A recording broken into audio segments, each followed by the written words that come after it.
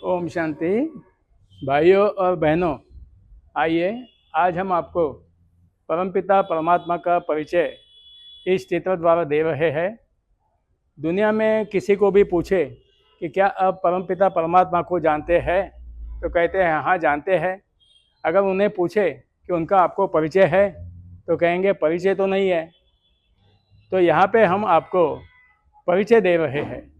अभी परमात्मा के परिचय के बारे में विश्व में खास दो भ्रांतियाँ हैं। पहली भ्रांति जो है वो परमात्मा नाम रूप से न्यारे है, और दूसरी जो भ्रांति है वो परमात्मा कण कण में व्यापक है।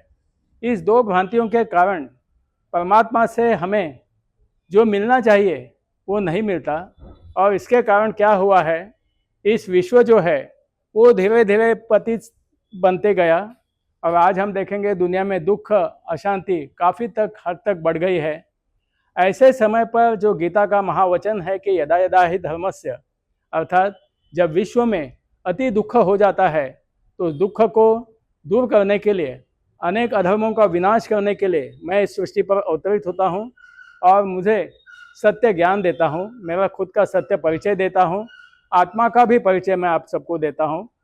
तो इसलिए इस वचन के अनुसार आज परमात्मा इस सृष्टि पर आए हैं और उन्होंने अपना सत्य परिचय आपको जो दिया है वही हम आपको सुना रहे हैं।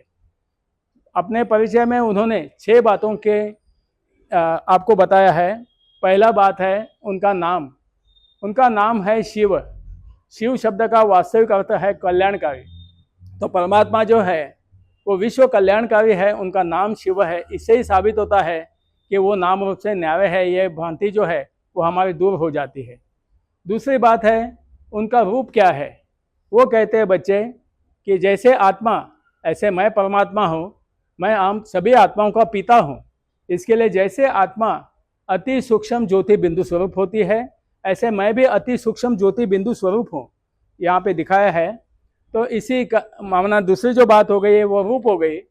तीसरी बात जो है वो देश, परमात्मा कहाँ के रहने वाले हैं। इस बात को समझने के लिए हमें समझना है कि परमात्मा जैसे हम आत्माएं भी जहाँ से आए वो स्थान से, माना जिसको कहा जाता है शांति धाम, मुक्ति धाम या अमर धाम, जो भी है, वहाँ से परमात्मा इस सृष्टि पर आते हैं और आकर कर्तव्य बजाते हैं। तो चौथी बात जो हो गई वो है आकर यहाँ पे कभी आते हैं। समय, परमात्मा का इस सृष्टि पर आने का जो समय है वो समय है कलयुग का अंतिम समय और सतयुग के आदि समय।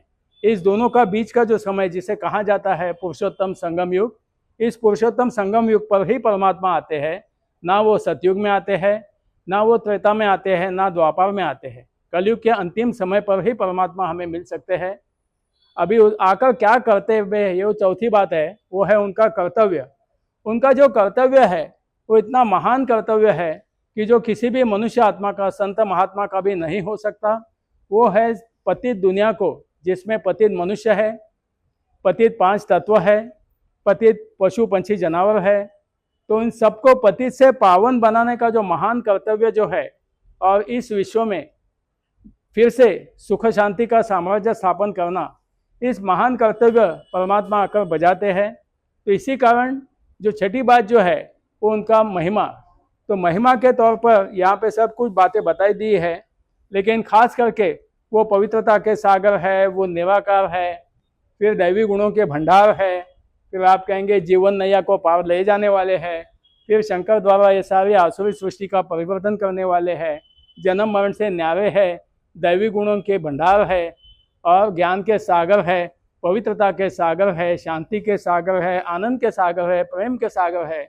तो परमात्मा की महिमा जब हम करते हैं तो उसके बारे में कहा गया है कि साक्षात विद्या की देवी सरस्वती अगर परमात्मा का परिचय लिखने के लिए बैठी और उसके लिए जंगल का कलम उनके हाथ में दे दिया, सागर की स्याही बनाकर उनको दे दी, और धरती की, माना जिसको कागज कहते हैं, वो दे दिया, फिर भी वो महिमा संपूर्ण लिख नहीं सकेगी। इतनी परमात्मा की महिमा है। तो अभी हम जैसे परमात्मा को जान गए हैं और उनसे मिलने का और उनसे हमारी आत्मा को फिर से पतित से पावन बनाने का मौका अभी आपके हाथ में है। तो आइए प्रजापिता ब्रह्मा कुमारी ईश्वरीय विश्वविद्यालय में आकर अपने जीवन का कल्याण कीजिए। ओम शांति।